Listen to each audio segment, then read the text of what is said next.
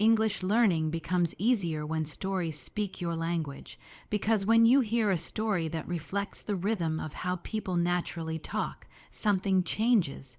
You're not just learning words anymore, you're starting to feel them. You're not memorizing grammar rules from a textbook. You're hearing how they live and breathe in everyday speech. Think about the first time you heard a story that made you forget you were learning. Maybe it was simple. Maybe it was just a tale about someone walking to the market, meeting a friend, and having a conversation. But the moment you understood it, not word by word, but as a full idea, you felt a spark. That's the power of story. Stories break down the walls that make language feel distant. They turn the abstract into something real. Grammar becomes natural. Vocabulary becomes familiar. Even pronunciation starts to settle in your ears like music. And that's because a story does what no flashcard or exercise ever can. It connects. It connects meaning to memory. It gives you emotion, and emotion is unforgettable. You'll always remember how a character felt lost or excited or scared. And with that feeling, you'll remember the language they used. You may not even realize it, but the phrases stick. The expressions linger. They become part of how you think. Language is not just learned, it's absorbed. And stories are the perfect medium for that absorption. They don't demand you to focus on rules. They invite you to experience a moment. And while you're immersed in that moment, the learning happens almost invisibly. That's why stories that speak your language are so effective. They don't just reflect your current level. They meet you where you are. They challenge you gently, naturally introducing new words in a context where you can guess what they mean without needing a dictionary. They show grammar in action, not on a blackboard. You hear how a past tense verb is used when someone talks about what happened yesterday. You understand how a question is formed, not because someone explained the rule, but because someone asked it in a story that made sense. It's the difference between studying and living the language. That's what stories do. They let you live the language. You walk in someone else's shoes for 5 minutes. You experience their day. You feel their thoughts. And in doing so, you quietly, powerfully expand your own understanding of English. You develop a feel for what sounds right and what doesn't. You begin to notice how sentences are built, how ideas are expressed, how tone and emphasis change meaning. And none of it feels like work, because when a story is compelling, your mind forgets it's in a lesson. Audio and text together make this even more powerful. Listening to the story while reading the words gives your brain double input. Your ears and your eyes start working as a team. You begin to recognize sounds and how they relate to letters and spelling. You hear pronunciation while reading structure. This dual exposure builds confidence. You start to read faster. You listen more clearly. And before you know it, you start to speak more naturally too. The key is in finding the right stories. The ones that speak your language not just in level, but in spirit. Stories that reflect emotions you understand. Stories that unfold in situations you relate to. Stories that surprise you, make you laugh, or make you think. Because the more emotionally invested you are, the more deeply you learn. And when you start learning like that, the process becomes joyful. You stop worrying about mistakes. You start enjoying the journey. You realize that you don't have to be perfect. You just have to keep moving forward. Every story is a step. Every sentence is progress. And so, learning English doesn't have to feel hard.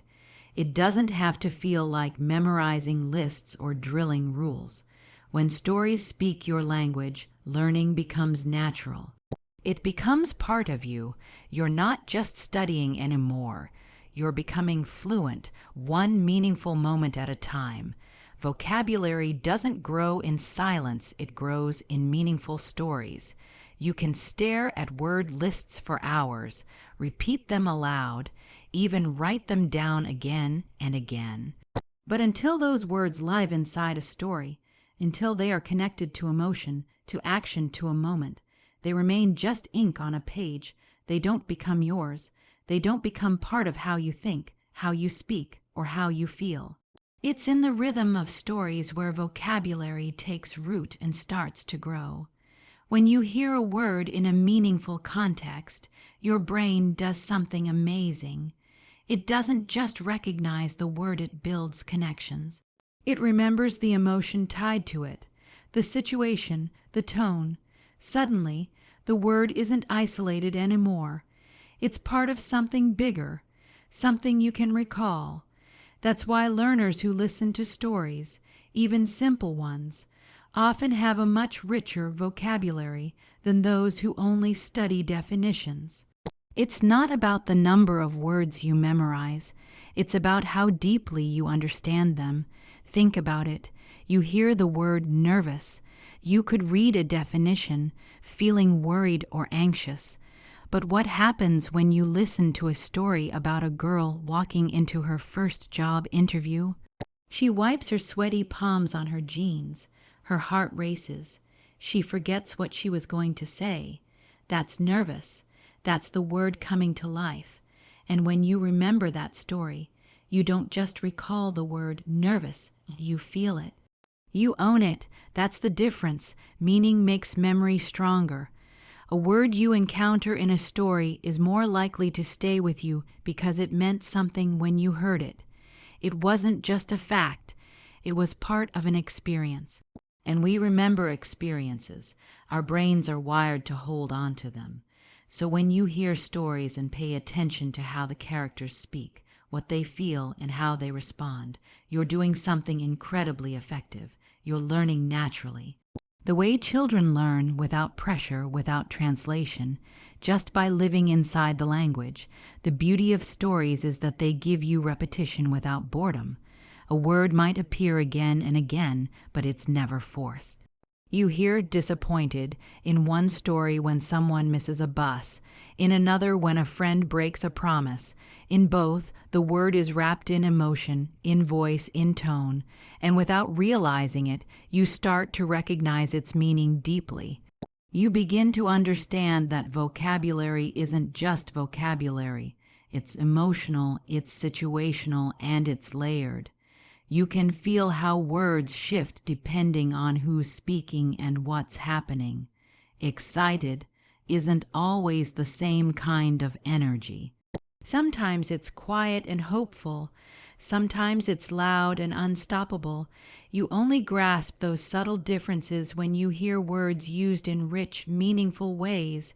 That's what stories offer, layers of meaning, texture, and sound. And that's what helps your vocabulary grow beyond memorization into true understanding. What's more, when you learn words in stories, you also learn how to use them. You hear sentence structures, grammar patterns, and collocations, the way words naturally go together. You don't just learn that make and decision are words. You hear someone say, "She made a decision to leave." And now you know how those words work together in a real sentence. That's powerful. Because learning vocabulary isn't just about knowing the meaning.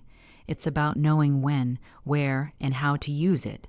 Stories teach you that without even trying, and that's why silence doesn't help. Memorizing in silence, thinking in isolation, it only gets you so far. But when you expose yourself to meaningful input, when you listen to stories, read them, feel them, you surround yourself with living vocabulary. You stop treating words like checklists. You start treating them like tools. Like building blocks for real communication, learning vocabulary through stories also makes your progress feel more human. You stop judging yourself for not knowing every word. Instead, you enjoy the process. You stay curious, you follow the thread of a story, and in doing so, you pick up words effortlessly.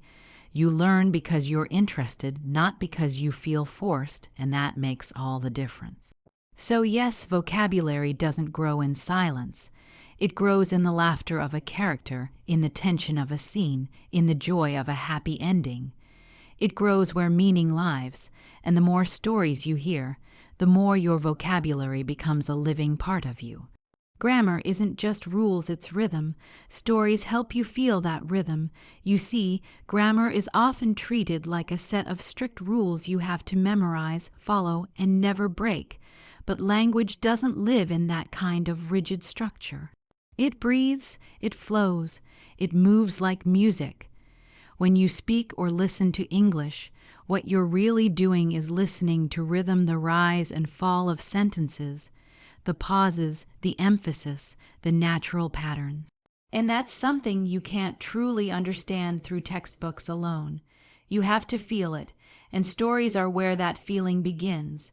When you hear a story being told, grammar is no longer a list of confusing terms like past perfect, present continuous, or conditional clauses.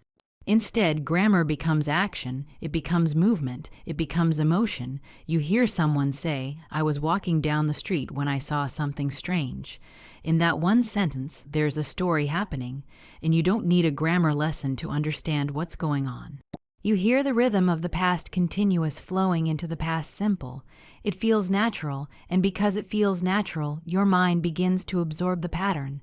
This is the magic of stories. They show you grammar in context, where it makes sense. You stop asking, "Why is this tense used here?"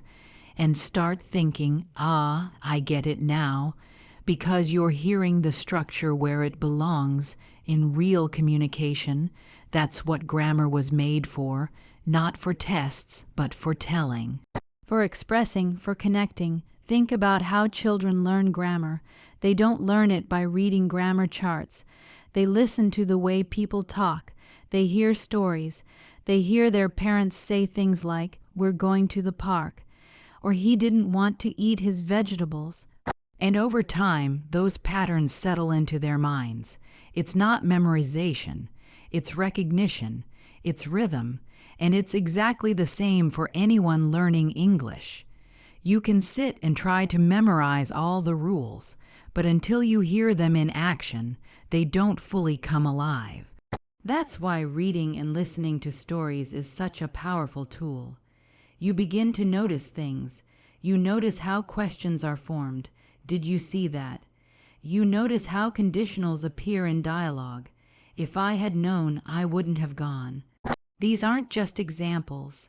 They're lessons wrapped inside moments that matter. And because you're emotionally invested in the story, your brain holds onto them. The rhythm of grammar is also tied to timing and tone. You hear where someone naturally pauses in a sentence. You hear the intonation rising in a question. You hear how emphasis changes meaning. For example, "I did tell you" isn't just about the words, it's about how they're said.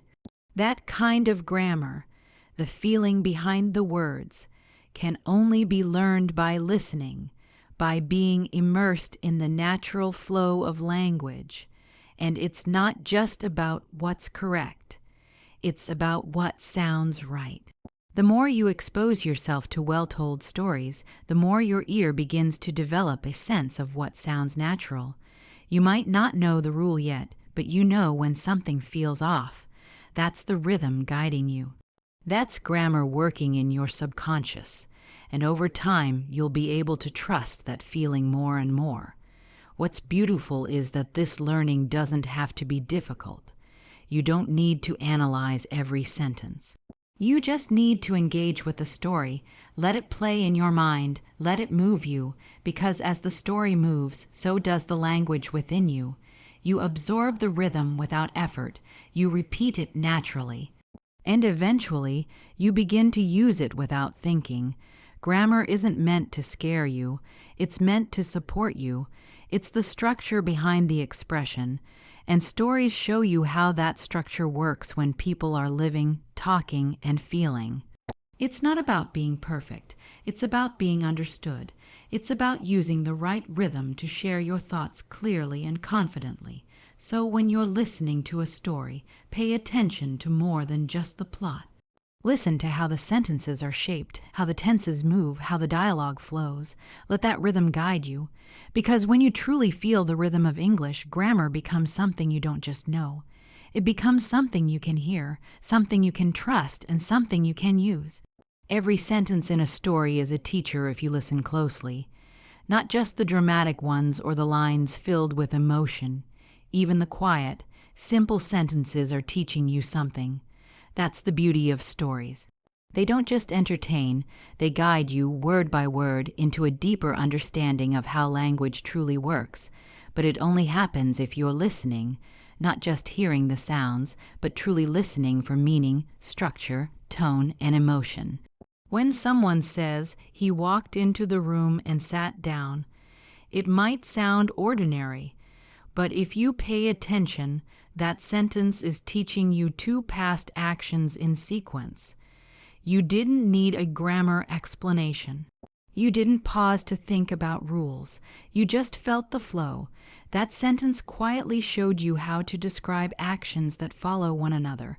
And when you hear enough of these sentences, your brain starts recognizing the patterns. You begin to build a sense of timing, of word order, of sentence structure, without even trying. That's what makes stories such a powerful tool. Every sentence is part of a living example. It's not there to explain something. It's there to do something. It moves the story forward, and because you care about the story, your brain is alert.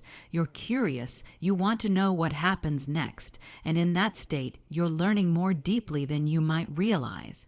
A sentence like, "She didn't know what to say," teaches you how negatives work in the past. You hear the helping verb didn't, the base form no, and suddenly the whole structure clicks, and what's more, the sentence feels real. You've been in that situation. You understand the feeling behind it. That emotional connection makes the learning stick. You remember it not just with your mind, but with your experience. Stories also teach you variety. You see the same idea expressed in different ways. One sentence might say, "I'm not sure." Another might say, "I have no idea." Both mean something similar, but they're shaped differently. When you encounter these variations in a story, they're not just random. They have a purpose. One might fit the character's voice better. One might reflect the mood of the scene.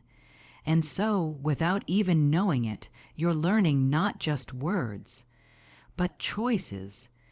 You're understanding how language adapts depending on who's speaking and why.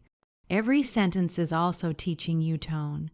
Is the speaker angry, calm, excited, or sarcastic? The words give you clues, but so does the rhythm, the punctuation, the delivery. A short sentence can sound urgent. A longer one might feel thoughtful. You start to hear how language carries emotion, not just through vocabulary, but through construction. That kind of sensitivity doesn't come from rules. It comes from listening closely to the sentences that make up real human communication. And then there's the unspoken part, what a sentence implies. Stories teach you to read between the lines. If someone says, "Well, that was unexpected," you know they're surprised, maybe even disappointed. The sentence doesn't explain the emotion, but it reveals it. That's how people actually talk. And the more you listen to how sentences are used in stories, the better you become at understanding language in the real world, not just on paper. Even simple dialogue has so much to teach. Consider a sentence like, "Are you okay?" It's a question, but depending on the situation, it could mean concern, confusion, or even suspicion. Stories provide the context that helps you interpret these meanings. They show you how a sentence changes depending on what's happening, and that's a lesson no dictionary can offer. What's powerful is that these lessons happen quietly. You don't need to stop and analyze every sentence. The learning is in the repetition, the rhythm, the exposure. The more stories you listen to and read, the more your brain picks up. You start to predict how a sentence might end. You start to notice when something sounds strange. That's your internal teacher waking up, trained by the hundreds of sentences that have already passed through your ears and eyes. And as that inner awareness grows, so does your confidence. You begin to trust your instincts. You write or speak a sentence and it just feels right. not because you memorized a rule, but because you've heard it before in stories that made sense. That's what it means to truly learn a language, to internalize it, to feel it from the inside out. So when you listen to a story, don't rush through it. Slow down. Let every sentence speak to you, because if you're paying attention, you'll realize every single one has something to teach. Audio trains the ear, text trains the eye together. They train fluency. That's the balance many learners overlook when trying to master English. Some only focus on listening, others only read.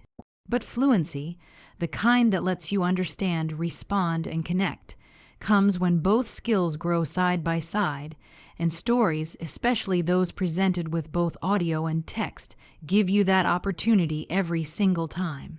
When you listen to English being spoken, your ear starts to recognize the sounds. You catch the rhythm of natural speech, the way certain words are emphasized while others are swallowed. You hear how native speakers link words together, how contractions blend into the sentence, how the tone rises in a question or softens in reflection. That's something you can't fully understand from reading alone. The ear is trained through exposure, not just explanation, and that exposure builds intuition. Soon, you begin to hear when something sounds right, even if you don't consciously know the rule behind it. At the same time, text strengthens a different skill. It teaches you how words look, how they're spelled, how sentences are formed visually. It gives structure to what you hear. Reading slows things down. It gives your brain time to process, to see the grammar at work, to notice punctuation and how it affects meaning. Text helps your mind organize the language, so when you go back to listening, your understanding is sharper. One supports the other. Think about when you hear a word in audio and don't quite catch it, but then you see it written and it clicks. Suddenly you recognize the spelling, the meaning, the pronunciation. Or maybe you've read a word many times but never heard it spoken aloud. Then in a story with audio, you hear it clearly in context and the pronunciation locks in. That's when real learning happens, when listening and reading come together in one experience. This is why stories told in both formats are so powerful. When you listen and read at the same time, your brain connects the dots. You hear the word through and see how it's spelled. You notice that thought sounds very different from how it looks. You begin to see patterns, silent letters, stressed syllables, connected sounds. These are not things you learn from rules alone. They become clear when your ears and eyes are learning together. And the more you repeat this kind of learning, the more fluent you become, not just in speaking, but in understanding. You process English more quickly. You follow conversations more easily. You respond more naturally. Because what you've trained is not just knowledge, it's your instincts. You're not just translating in your head anymore. You're thinking in English. You're responding in real time. And that's the result of deep, consistent training. There's also something comforting about having both audio and text. When you only listen, it's easy to feel lost. A sentence goes by too fast, and you're left wondering what you missed. But when you have the text, you can slow down. You can pause, look at the words, go back, and listen again. That kind of active learning gives you control over the pace. It allows you to focus on your weak points while building confidence in your strengths. Fluency isn't about speed, it's about flow. It's about moving from sound to meaning, from meaning to response, without hesitation. When you listen and read stories, you're not just practicing, you're building pathways in your brain. Pathways that let you hear, recognize, understand, and express, all in a rhythm that feels smooth and natural. That rhythm is fluency, and it doesn't happen overnight. It takes time, it takes repetition. But the good news is, it doesn't have to be boring. It can be enjoyable. Listening to a story while reading along can feel like watching a movie with subtitles, except you're the one in training. Every sentence becomes a step forward. Every scene adds a layer to your skills, and before you know it, you're no longer just a learner. You're a communicator. You're someone who can hear and read English and respond without fear, without freezing, without translating every word. So if you're serious about becoming fluent, give both your ears and eyes the attention they deserve. Let them work together, let them learn together, because when they do, your fluency won't just improve, it will transform. You don't just read a story, you absorb the language living inside it. That's something you begin to realize once you stop treating English like a subject and start experiencing it like a living, breathing presence. Because language is more than just words on a page. It's not just definitions or grammar exercises. It's energy, it's connection. And when you read a story with intention, when you allow yourself to be fully present inside it, something shifts. The language stops being separate from you. It begins to sink in. It becomes part of you. That's the difference between passive reading and deep absorption. Passive reading is when you go through the sentences, trying to understand the surface meaning. But when you absorb, you do more than just understand, you feel. You experience, you live the story, and while you're living that story, your brain is soaking up the language from the inside out. The expressions, the sentence structures, the word choices, they all find a place in your memory. Not as things you studied, but as things you lived. When you follow a character's journey, when you witness their struggle or their joy, your brain is open, it's engaged, it's no longer thinking, I need to learn English. It's thinking, what happens next? And that mindset is powerful. Because the more emotionally connected you are, the more deeply you learn. You may not even realize how much you're learning. You're just enjoying the story. But later, when you speak or write, words come to you more naturally. That's not luck, that's absorption. Absorbing language through stories also helps you learn in a way that feels effortless. You don't need to force yourself to remember vocabulary lists or grammar rules. Instead, you see those words and rules in action. You see how characters say things like, I should have told you, or if only I had known. And you begin to understand those structures not through explanation, but through experience. You've read them in context, you've felt the emotion behind them, and that emotional layer helps the language stay with you. It's also about rhythm, the way sentences are built, the way dialogue flows, the way descriptions create pictures in your mind, all of that teaches you something. When you absorb a story, you absorb its rhythm. And that rhythm influences how you think and how you speak. You start forming your own sentences based on the patterns you've seen, not because you memorized them, but because they now feel natural to you. This is why it's so important to choose stories that match your level, but still stretch your understanding. A good story doesn't just entertain, it challenges you. It introduces new words in ways that make sense. It shows you how those words fit into real-life situations. And because you're invested in what's happening, your brain keeps working to understand, to connect, to learn. That's how deep language growth happens. Absorption also means that language learning doesn't stop when the story ends. After you finish reading, the phrases stay in your mind. You might find yourself repeating a line in your head, or using a new expression without even thinking about it. That's what happens when the language becomes part of your internal voice. It doesn't just sit in your memory. It shapes how you use English in the real world. And stories are powerful because they're built on real communication. Characters speak the way people speak. They react the way people react. That makes every piece of dialogue a lesson. You learn tone, attitude, formality, and intent. You hear the difference between what do you want and what would you like, and you begin to feel when each one fits. These are lessons you can't always get from a grammar book, but a story gives them to you over and over, sentence by sentence, scene by scene. So when you read, don't rush. Don't just look for the meaning of individual words.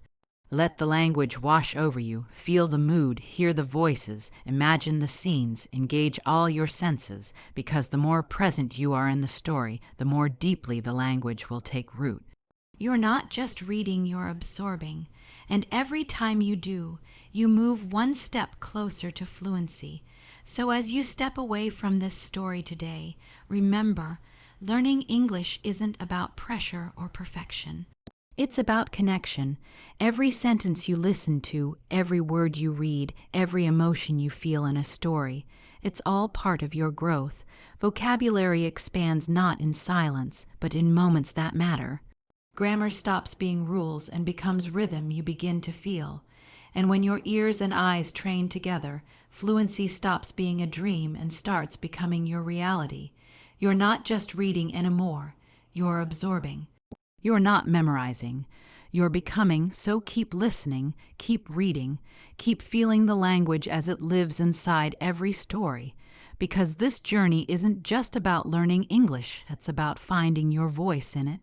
And trust me, your voice is getting stronger with every story you live. Thank you for being here.